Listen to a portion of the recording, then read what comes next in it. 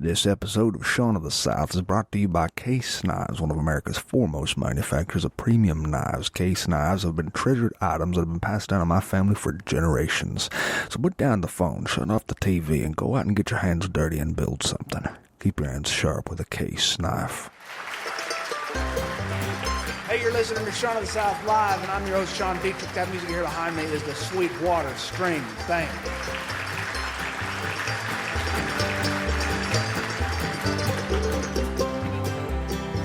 It'll be okay if it rains today and all those dark clouds stay. It'll be okay if it rains today as long as you're there with me. I can weather each passing storm no matter what they bring. I can weather each passing storm as long as you're there with me. I've been out on my own, so I've seen just how it goes. Now I know just what I have to lose. If we have to, we'll move away and leave everything behind. If we have to, we'll move away as long as you're there with me.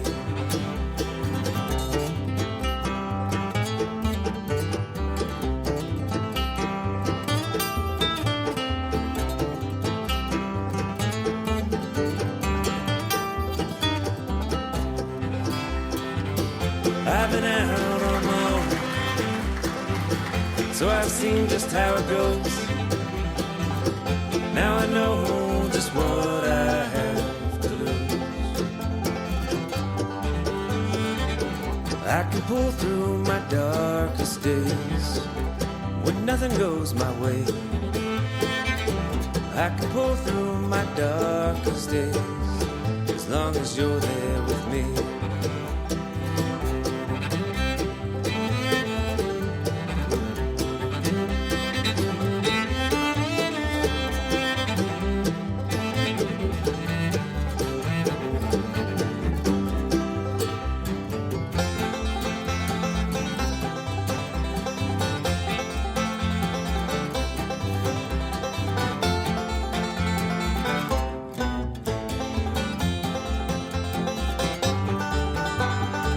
It'll be okay if it rains today and all those dark clouds stay. It'll be okay if it rains today as long as you're there with me.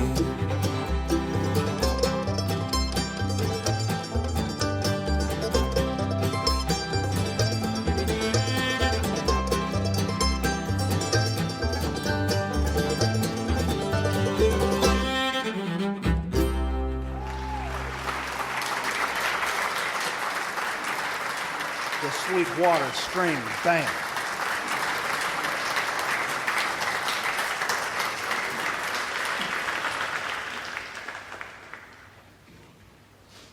I went to the doctor a few days ago.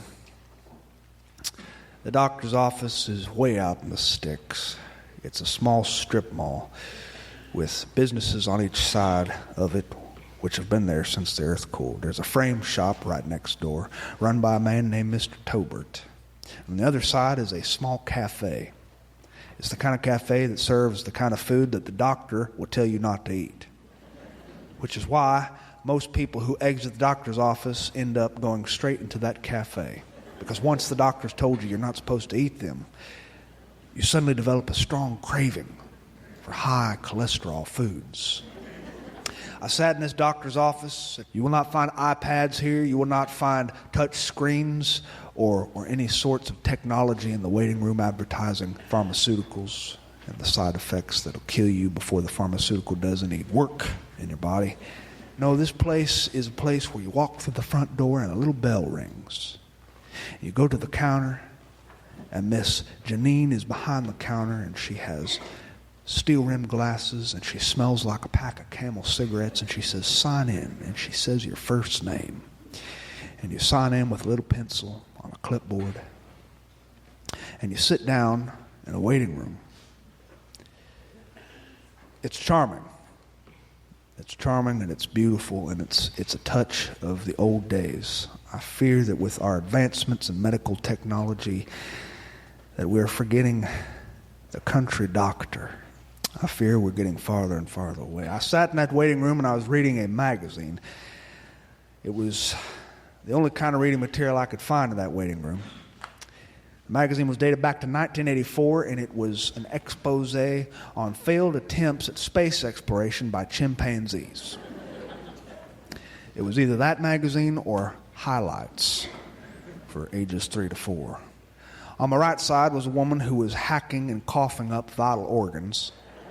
And on my right side was a boy, maybe 6 or 7, with green snot smeared all over his upper lip. And his mother was beside him. He was blowing his nose.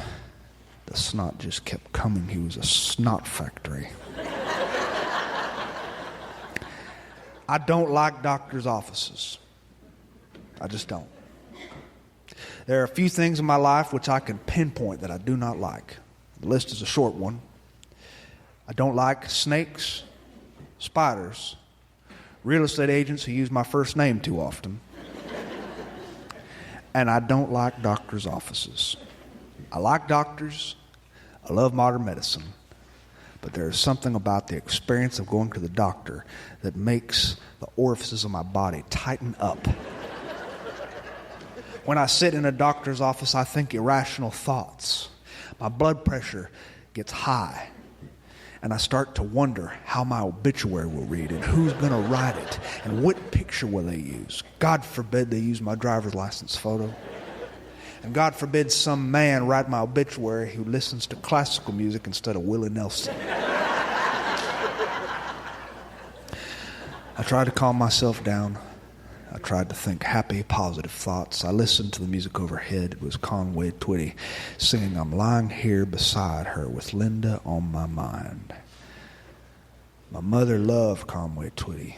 In fact, I believe this exact song is what got her kicked out of the women's Bible study group long, long ago. She rolled up and her blazer windows were down, and coming through the stereo system was Conway Twitty singing his masterpiece about marital infidelity. And the women who were walking into Bible study with their hats and their white gloves and little handbags looked at her with a look that could kill small albino mice. And I tried to calm myself thinking about the old days instead of thinking about what I wanted my headstone to read. My breathing was getting a little faster, and the woman finally came to the door, Miss Janine, with her little steel-rimmed glasses. She said, "You can come on back, Sean." I stood and I walked back into the 5th circle of hell. She led me to a little exam room. The exam room is where she took my weight, where she measured my height. They sat me down on a vinyl bench which was covered in wax paper. It felt like I was about to be made into a pastrami on rye and served hot. And while I waited, I started to think about the terrible experiences I have had at the doctor's office. My fear of doctors goes back a long, long way. When I was 7, my mother took me to visit the doctor because of a spider bite I had on my foot. And the spider bite was small, and it did not pose much of a problem. My mother was only being thorough. But she took me to the doctor, and I sat in that room, and I thought about the rise of spider-related deaths in the U.S. And I started to breathe fast, and my vision got a little dim, and I felt sick to my stomach. And the doctor came in. He was a small man who looked like Phil Donahue. And he looked down at me, and I could only focus on the color of his coat, which was pure white. I don't like white coats. And he had his assistant with him, and her name was Linda. I'll never forget her. He and Linda looked at my little sore on my ankle, and he said,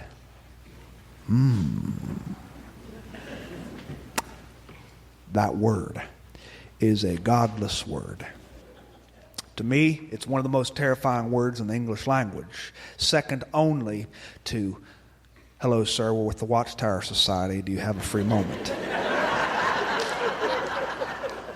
The word precedes terrible, terrible things. things, medical things, big, long, triple-syllable words, quadruple-syllable words, which end in osis and itis, and they are basically a death sentence.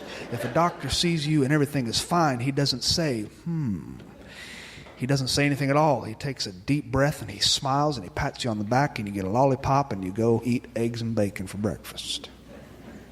But this man was saying, to a 7-year-old. And my mother swears his very next words were, "This isn't a big problem. All we got to do is drain the sore."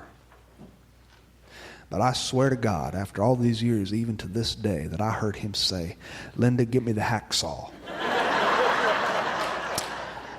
Doesn't matter what he said, because after he said it, the lights went out in Georgia and I passed out. I passed out, and the last thing I remember is waking up in a hospital gown with Phil Donahue standing over me, petting my hair, saying, "You have white coat phobia, son." White coat phobia. It's a real thing. It means you're afraid of doctors.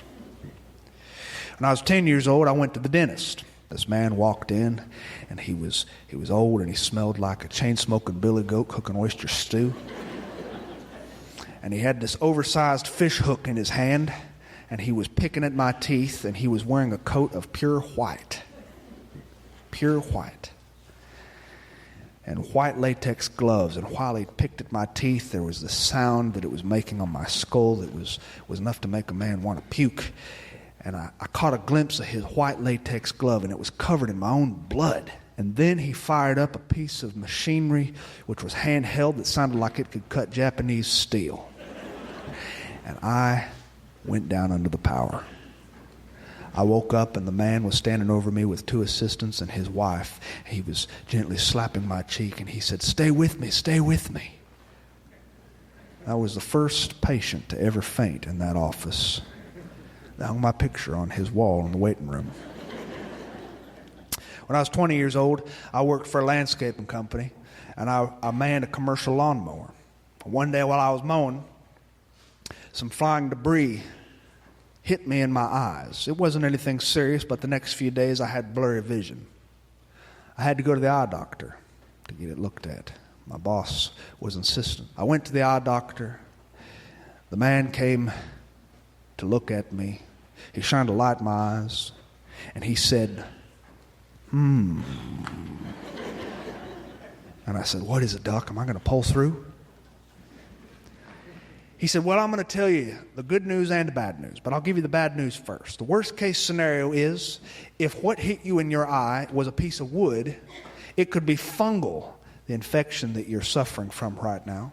And if it is fungal, there's a possibility that you could go blind." The first thing that happened to me was the room got very, very dark, and I passed out. When I woke up, my shirt was off. I had suction cups taped to my chest, and that eye doctor said, "I've never had anyone faint on me before." Well, there's a first time for everything. It's true, I don't like being at the doctor's. I just don't. I sat in that waiting room, grown man, thinking to myself about life and how far I've come. I sat on that wax paper, and I looked at the wall. There was a poster which outlined the 5 warning signs of Bavarian swine flu. The 5 symptoms were fever, nausea, headache, trouble breathing, and cold sweats. I was developing 4 out of 5 of the symptoms right then and there. And while I was thinking about these terrible things which would follow, a man walked into the room. He was the nurse, a nurse assistant for the doctor. He said, "I'll be taking your vital signs before the doctor comes to see you. She's having a real busy day." He held out his hand and he introduced himself. We shook hands. He had silver hair. He was tall, big ears, a long, skinny neck. He was kind.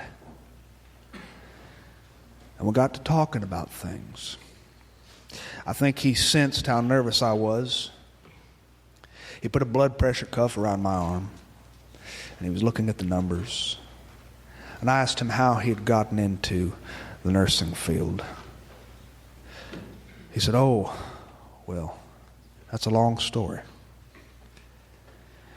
He said, my mother gave me away when I was 2 years old. 2 years old, I was given away by a mother who had a drug addiction. He says, I only have a small memory of her. It's a short memory of me in her arms in the back seat of a car. And I can hear a radio playing and I can see sunlight, but that's it. I can't remember anything else. My mother gave me to my aunt, and my aunt gave me to the foster care system when I was just a kid. I was 5 years old when my aunt gave me up. She had more addictions than my mother did. It's a long, long story. He said, well, I grew up in a group home, you see. A group home is a glorified orphanage. You don't want to find yourself in a group home.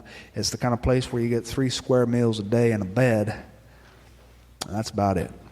Things like love and encouragement and hope, they run thin at group homes.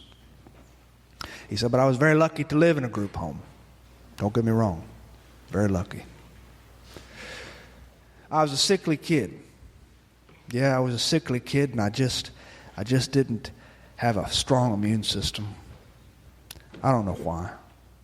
Seemed like I was always fighting something. And it was hard fighting these illnesses as a child without your mother, you know. Today I treat a lot of people, and they come in here, little kids, and they got their mother with them, their father. And the mother's always rubbing on their head or rubbing on their back, saying, it's going to be okay. It's going to be okay. But I didn't have that. No, I grew up without anybody telling me it was going to be okay. So sometimes I wondered if it ever would. When I was 13, I got pneumonia so bad I was hospital bound. I was in there for a few weeks. Doctor said if it got too bad, it could kill me. I was so scared. I was so scared. Most nights I'd look out the window at the stars from my hospital bed. And I was in that room all by myself. I didn't always have a guardian with me. I'd look at them stars and I'd think to myself, I wonder if I'm going to survive this. And then I'd wonder to myself, who cares if I don't? I don't have anybody who's counting on me to keep living. All I am is a burden to people. What difference does it make if the world has to deal with one less foster kid?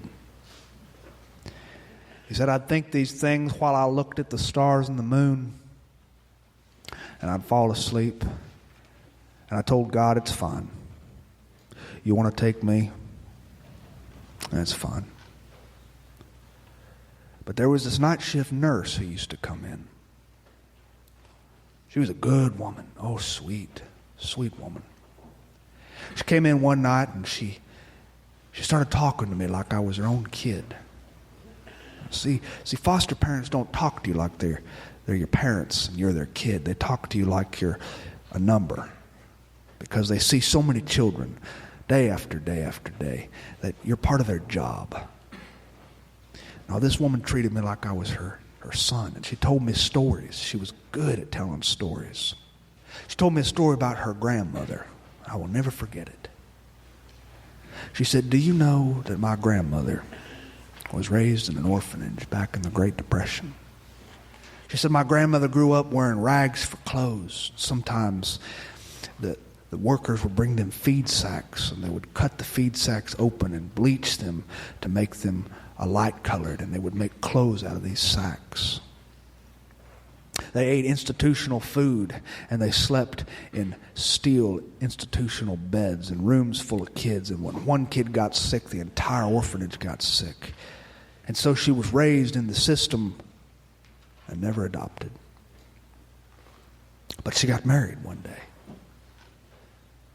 It didn't take but a few days for that girl to inherit a new grandfather, a new grandmother, a new mom, a new dad, new aunts and uncles and cousins, brothers and sisters. And when she died, that woman was not lonely. She was a grandmother of 14 grandkids. 14. And when that nurse finished telling me that story, she pet my head and she said, one day you're going to have a big family. I don't know how, but it will happen. And she left me, and I didn't even sleep that night. I just looked at them stars out that window, and I wondered what my family would look like. He recovered from his pneumonia, but it did leave a scar on him. He developed asthma and a few other health problems.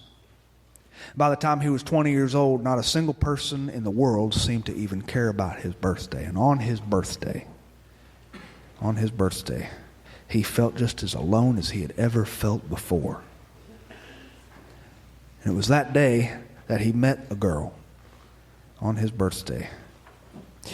She was a beautiful, tall girl, a girl with a voice like an angel and eyes that were just pure and honest, and they looked right through you. She was a kind-hearted girl, and she was way out of his league, he said. But it didn't matter because she seemed to like him. They met at a Mexican restaurant one night.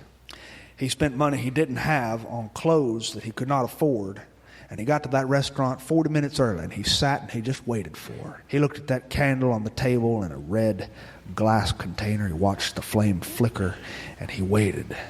And she walked in, and she looked just as lovely as ever. He realized he was overdressed for his date. He stood and he pulled out a chair for her, and he helped her slide it back toward the table. He'd seen that on TV once, he said. And they talked and they laughed, and they had the best night of their life. And in that one night, he had his first date, his first kiss, and it was the first time he ever felt like he mattered to another living being. And it did something to him. It made him want to do things with his life. And it was in the following year that he noticed his asthma symptoms began to dissipate until his asthma had finally just gone away. And he quit using the inhalers that the doctors had given him, and he felt like a strong, healthy man. Oh, what a little love can do. He took college classes and aced them with straight A's. He enrolled in nursing school, and he was a good student. And he burned through his time doing clinicals like a man with his hair on fire. He has a good life. He inherited a big family. She comes from a large family. He has 3 children, and as of last May, he's got a granddaughter. It's not a perfect family, don't get me wrong, but by God, it is beautiful. When he finished taking my temperature, when he finished taking my pulse, he said, that nurse that night, long, long ago, I think about her all the time. I think about what she gave me that night. She gave me hope. Hope. And all my life, I have needed hope. And at this age, I realized that all anybody needs in this life is just a little bit of hope. Hope that even when things aren't going good, that they might be going a little bit better in the near future. He said the way I like to think about it is it's gasoline for life. Gasoline. I shook his hand, and I watched him walk out of that doctor's office, and I have to tell you, I felt a whole lot better about my chances of survival after our conversation. I had a visit with the doctor. It was a good one. She told me I had nothing to worry about. I was in good health. She patted me on the back. She gave me a lollipop. I walked out that doctor's office, and I walked onto the sidewalk toward that cafe that serves food that my doctor just instructed me not to eat. I sat down and I ordered an order of bacon, an order of sausage, 3 eggs over medium, deep fried in bacon grease, an order of toast, an order of hash browns, and a big, big glass of orange juice and a cup of coffee. And the waitress said, "My God, you must be hungry today." I said, "No, ma'am, but I feel lucky." I do. I feel so, so lucky. She said, why? I said, because I have just finished a doctor's appointment and I did not faint.